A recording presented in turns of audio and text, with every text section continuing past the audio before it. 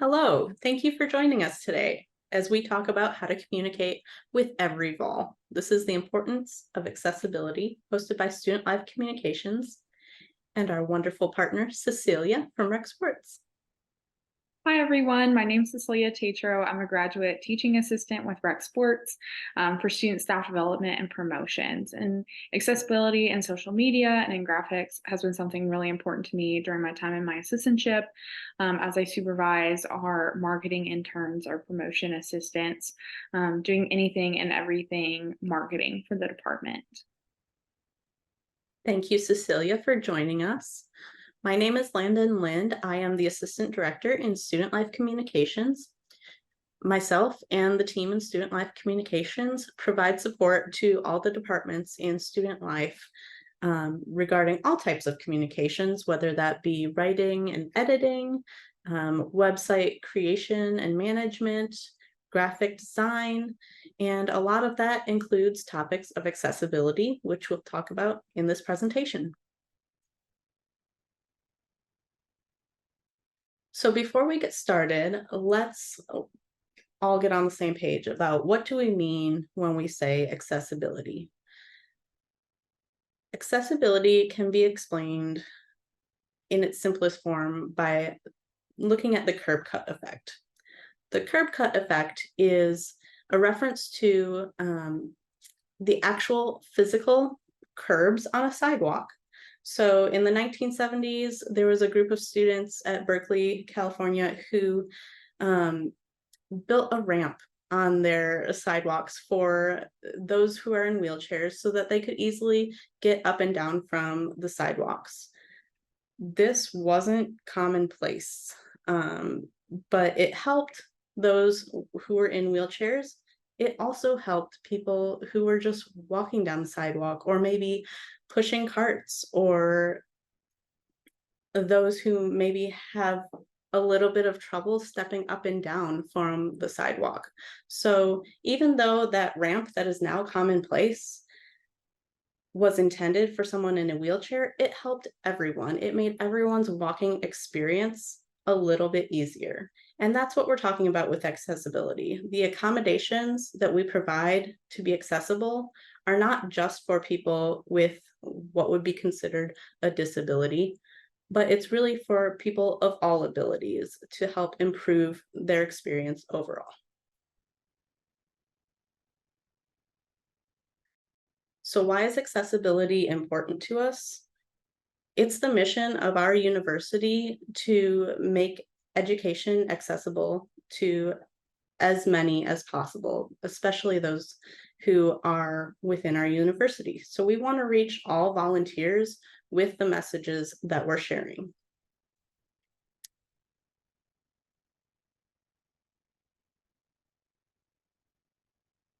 So if the information we're sharing is inaccessible, people are being denied access.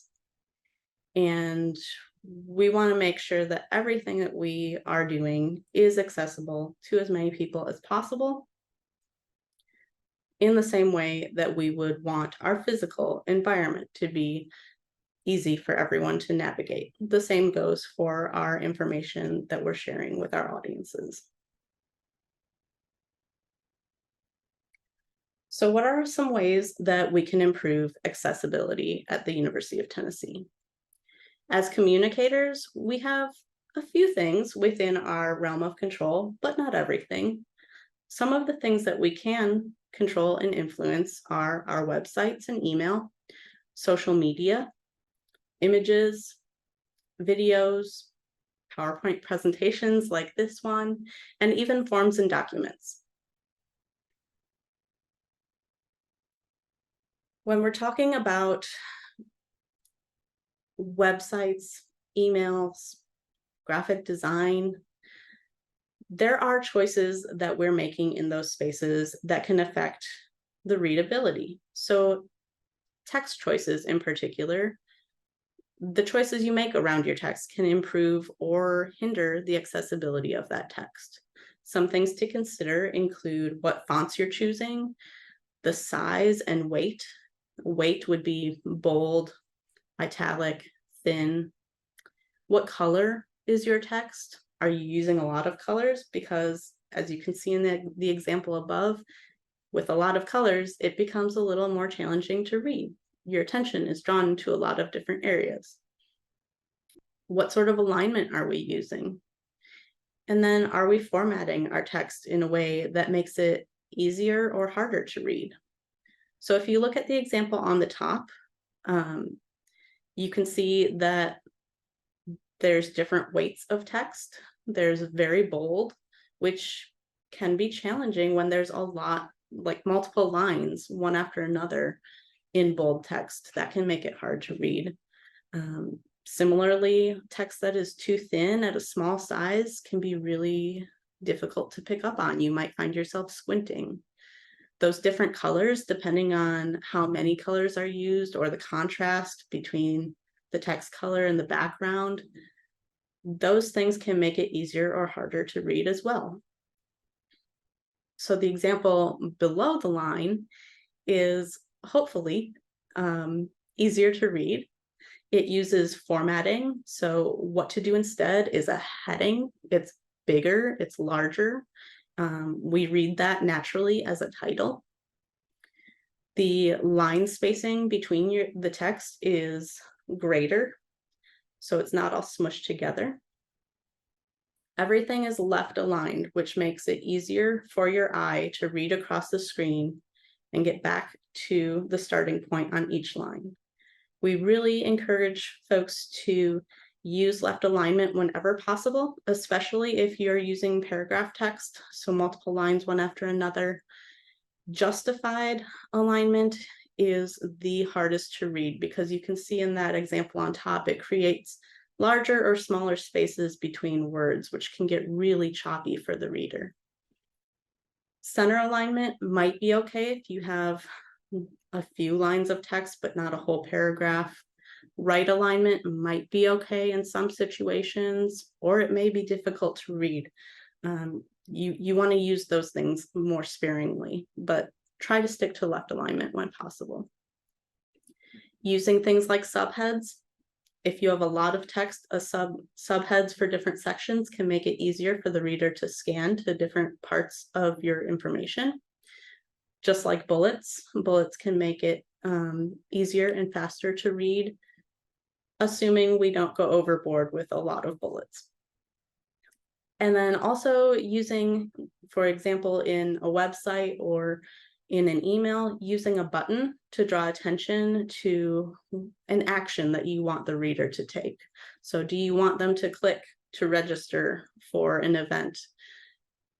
Having that in a button draws their attention more than just linking text within a paragraph.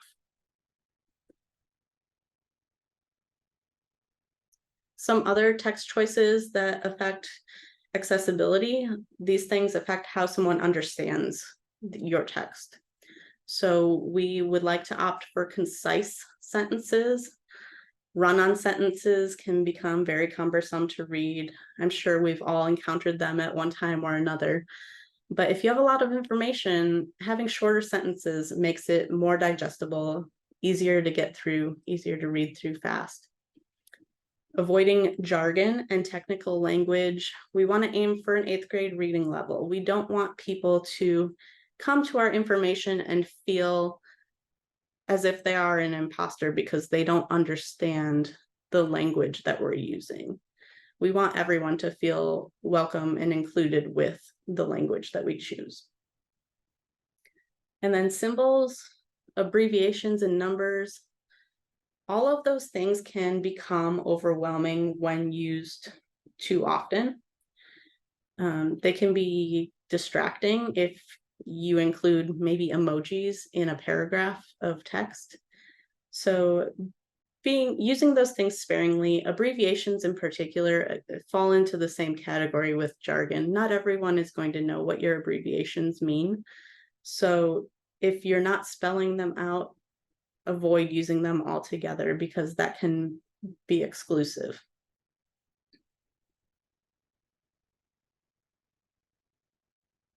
So I have an activity here for us to consider, thinking through what I just shared about different ways we can make our communications more accessible. You'll see I have two examples that are very similar, one on the left and one on the right. They have the same information, but how do we determine which one is more accessible? I'm going to give you a moment to pause this recording and consider that question for yourself. Welcome back. Did you find this activity easy or challenging? Which option do you feel is more accessible? There are a lot of things to consider here. Even though there's only a little bit of information, we need to look at things like color contrast. With the example on your left, important reminder in red on that kind of medium gold background, there's not enough contrast there for the text to be accessible. Some viewers, depending on their vision ability, might struggle to see the text against that background. However, the white text, "We are closed," and everything that follows on red does create a high contrast, so that text is accessible. With the option on the right, important reminder is on a lighter yellow, and there is enough contrast for that text to be considered accessible. However, "We are closed," and all the information that follows uses a font that is pretty challenging to read. So although that color contrast is accessible, the font itself is what's making this design less accessible, because we really have to try hard to distinguish what those different letters and numbers are. So is there a right or a wrong answer here? No. Accessibility, there's a lot of things to consider, and not everything is always going to be perfectly accessible. But what we're sharing with you today in this presentation are things that are within your control that we would ask you to consider to get us as close to perfect as possible. Nothing will ever be perfect, and we understand that. But if we keep accessibility in mind from the start as we are writing and designing communications, we can reach as many people with our communications as possible. Thank you, Landon.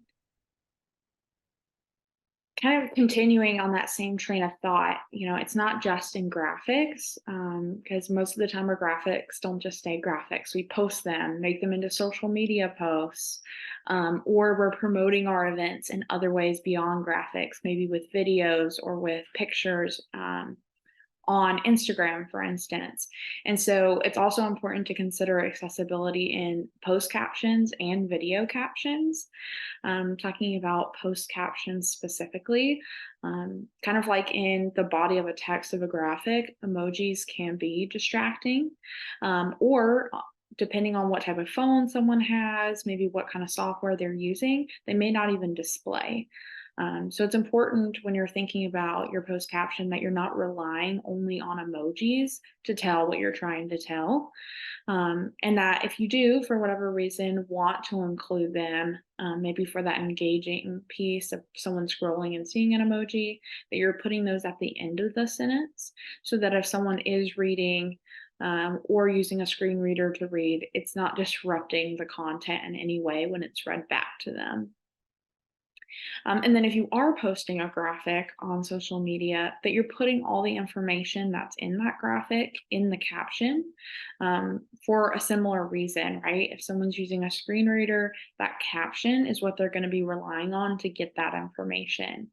And that's kind of a perfect segue into what we'll be talking about next with alternative text.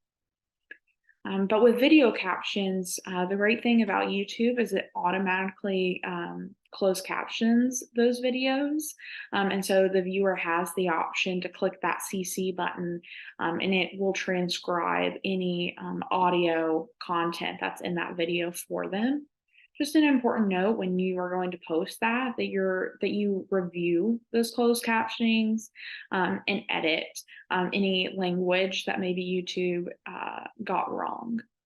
Very similarly, Instagram is great in the fact that it gives you that option to closed caption your videos that you post.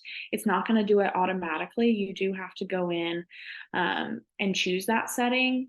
On the slide on the right hand side, you should see an example screenshots I've taken as I've gone to post a video on our story, right where you find, the poll, the quiz option, the sliding scale option, all those extra interactive elements, you should see one that says captions.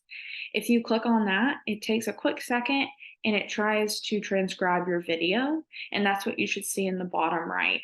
It's going to pull up a whole scrolling tab of all the text in your audio, in your video. Super important that you scroll through that and double click on any word that needs to be changed. For instance, Instagram loves to turn vols into balls. So making sure that you're switching that. Or for instance, in this example, our sport club program was partnering with Chew, but it assumed that we were using the word you. And so just making those quick edits so that someone who is relying on those captions doesn't have to do a double take every time they're watching a video.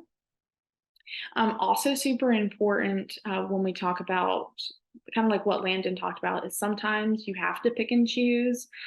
There are going to be times where you do those captions, they look great, and then you're trying to format it on the video and you quickly realize, I don't really know how accessible this white text is on this colored background of the video.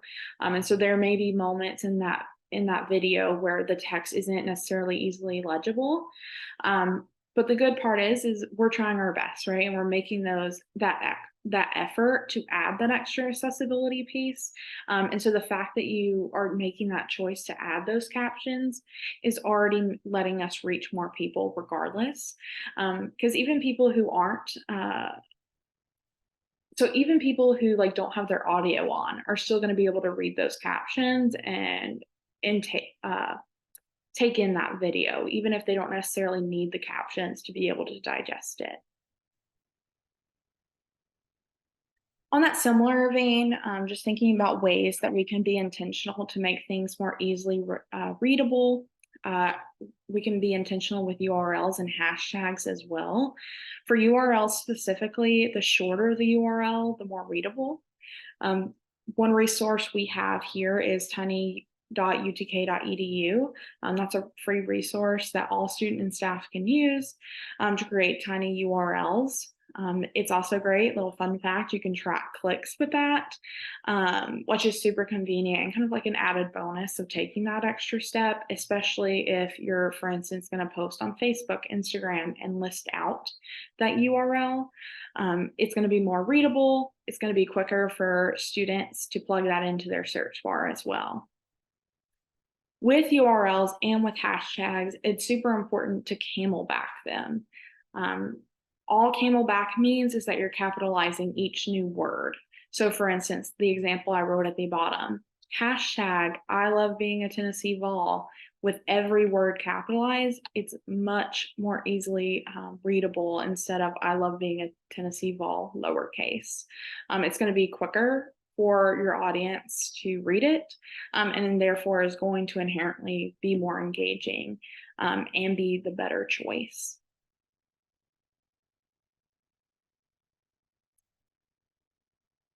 With graphics, I'm biased in the sense that I would say I think students engage more with pictures than they do graphics on social media. But if you decide that graphics are the best choice for your social media page and you are posting a graphic, it's super important to recognize that graphics become flattened images when posted online. When you're in Canva and you're like editing this document, all the text, all the pictures on there are all their own unique elements. And so you can move those around, and Canva recognizes each of those elements as their own piece and their own item. But the second that you hit download and download that as a PNG or you download it as a PDF, it flattens it, meaning that it considers the whole thing one item and one image, which if someone's using a screen reader and they pick this up, it's not going to read each of those words on that graphic because the whole thing to the screen reader is one graphic. And it just definitely signifies the importance of captioning and alternative text, which we'll talk about now. The significance of alternative text. Most people refer to it as alt text. I know you've definitely probably seen it, or at least the option to add alt text if you've used like Emma or any sort of like newsletter software. You also have the option if you're posting images on social media, on Facebook, Instagram alike, anytime that you're like posting an attachment. This is super important. Alt text is super important for anyone who is relying on those assistant technologies to access that content, specifically if it's relying on reading something back to someone, because it's going to miss if there's text or if they can't visually see the image that you're trying to display. So it's definitely helpful to communicate what that missing image is if they can't see it or if the image fails to load. I know, for instance, for me, anytime I subscribe to a newsletter, the first time that I get that newsletter in my inbox, if I don't click, I trust this source, it's not going to show me any of the images in that newsletter. And so that first scan through, I'm relying on that alternative text to gauge what kind of content I've been sent. But what does good alt text look like? I know I've heard a lot of like, yes, you definitely need alternative text. You should definitely be using alt text. Well, what does that look like? What does good alt text look like? Good alt text includes any and all words in the graphic. And then the second piece, I think, is what people miss the majority of the time when they're writing alt text. It should also convey the mood, energy, or vibes, if you will, if it's relevant to the message. It really should be a great substitute should someone not be able to see that image. And so that's kind of the bar that you're measuring yourself against. If someone can't see this image, are they going to know exactly what I was trying to convey by including that message in whatever I'm sending or whatever I'm posting?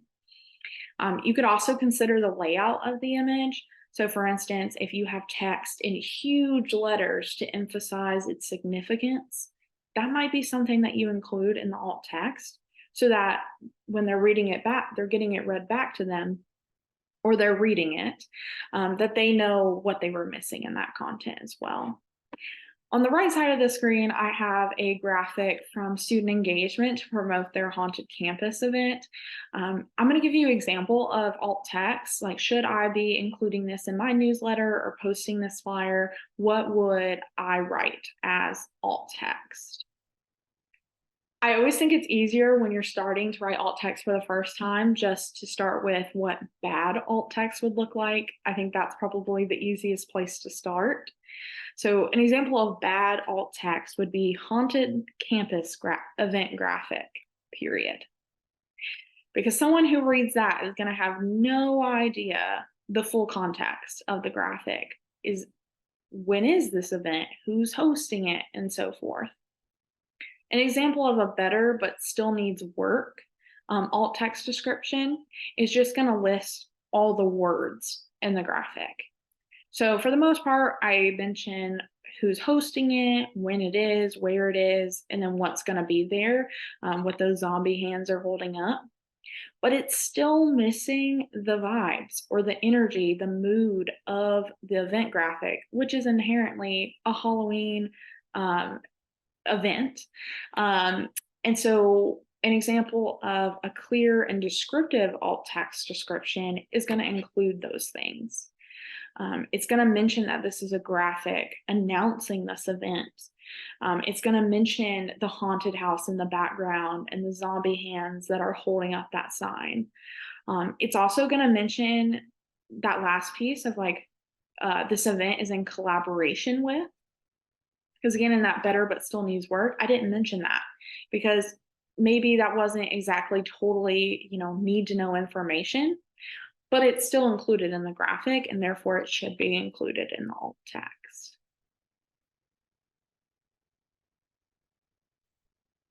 So very similar to the previous activity. I'm going to invite you to pause and to try to come up with clear, descriptive alt text for the image you see on the screen. If it's helpful to start by writing that bad alt text example and then going from there, I think you should do it. You'll notice, right, this isn't a graphic, it's a photo. And so I think that's an important distinction and why we chose it is that, alt text is not only for graphics, it's also important for photos as well.